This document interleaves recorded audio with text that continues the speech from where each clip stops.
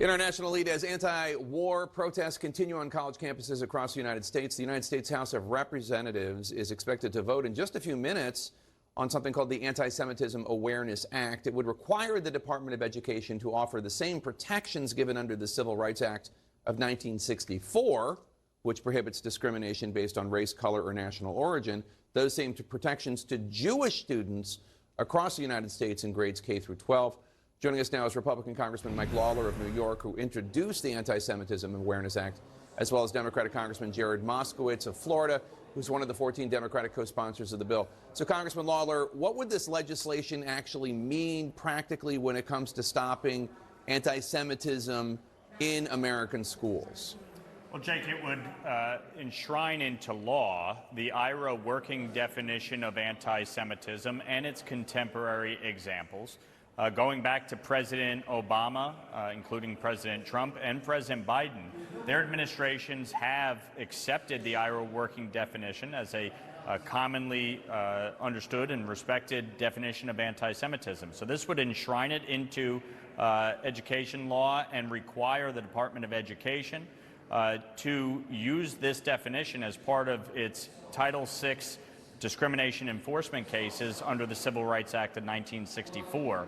And the objective here really, Jake, is to make sure that people understand what anti-Semitism is. We're seeing it on college campuses all across this country, calling for death to Jews, death to Zionists, calling for Jews to go back to Poland, calling from the river to the sea, the eradication of the state of Israel.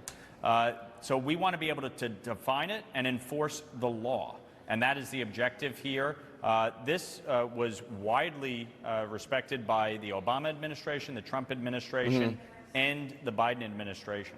So, Congressman Moskowitz, I want you to respond to something that Congresswoman Marjorie Taylor Greene tweeted in the last hour about this bill. She says she's not going to vote for it because the legislation, given your definition, adhering to the definition of anti-Semitism you're going through, it said it could convict Christians of anti-Semitism for believing the gospel that says Jesus was handed over to Herod to be crucified by the Jews. That refers to the part of the definition that you guys are enshrining into law that says that saying that Jews killed Christ is anti-Semitism. She says Jews handing over Jesus to Herod is gospel. What's your response?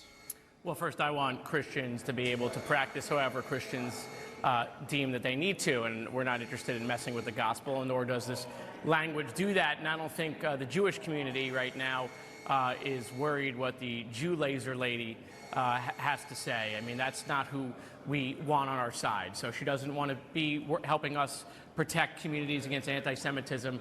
We're not surprised. She's been one of the people in this hall that has stoked anti-Semitism in the past. So, you know, I'm not surprised about this, but this is a bipartisan effort. You're going to see the majority of members support this today, as they have on other anti-Semitism resolutions going on out there. This is a really important time right now for the Jewish community, with students being scared on campus. We've seen this ramp up, Jake, but what we've seen now in the last couple of weeks, the blurriness, the blending of the anti-war protests on the Israel-Gaza war and anti-Semitism, right? That train apparently is never late with the emergence of anti-Semitism. And so, you know, when this happened in Charlottesville many years ago, and there was, you know, unanimous condemnation.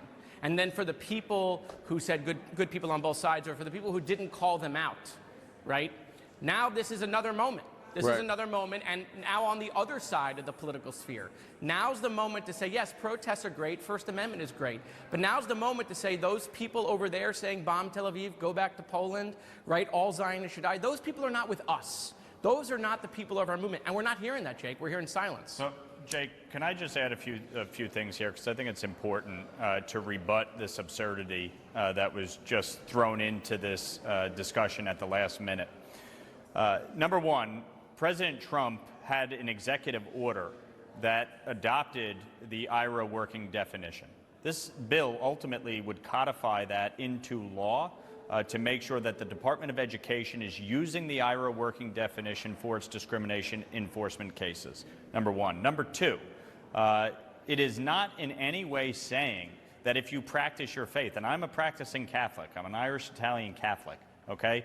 And I believe in Jesus Christ, I believe in the gospel. But to somehow use that to say that this bill now is going to prosecute Christians is absurd on its face, it's inflammatory, and it's irrational.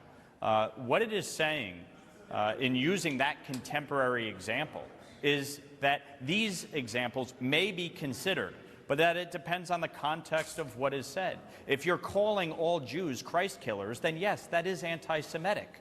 And everybody understands that. But if you're referring to the Bible in context, then no, nobody is saying that that is anti-Semitic, and nobody is saying that should somehow be utilized. The issue here is what is happening on college campuses right now. Right. And you have students that are hiding behind the conflict between Israel and Hamas and somehow spewing anti-Semitism, and it's being accepted by these universities. So this bill is targeting that. Right. That is the intent of the bill. So, Congressman Moskowitz, I want to play something that your Democratic colleague, Ilhan Omar of Minnesota, said over the weekend when she was asked about anti-Semitism against Jewish students on college campuses. Take a listen. I think it is really unfortunate that people don't care about the fact that all Jewish kids should be kept safe and that we should not have to tolerate anti-Semitism or bigotry for all Jewish students, whether they are pro-genocide or anti-genocide.